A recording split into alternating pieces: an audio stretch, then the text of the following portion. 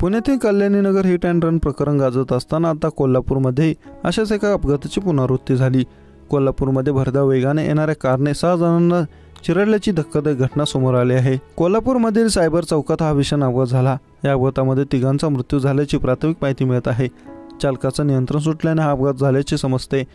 जखमींना नजीकच्या रुग्णालयात उपचार सुरू आहेत। या घटनेचे सीसीटीव्ही फुटेज समोर आले आहे। कोल्हापूरमधील सायबर चौकात भरधाव वेगाने एक कार आली आणि रस्त्यावरील बाईक स्वारांना चिरडत पुढे जाऊन धडकली आणि उलटी झाली। या कारच्या धडकेमुळे रस्त्यावरील 6 ते 7 बाईक्सना धडक बसले आहे आणि बाईक स्वार खाली पडले।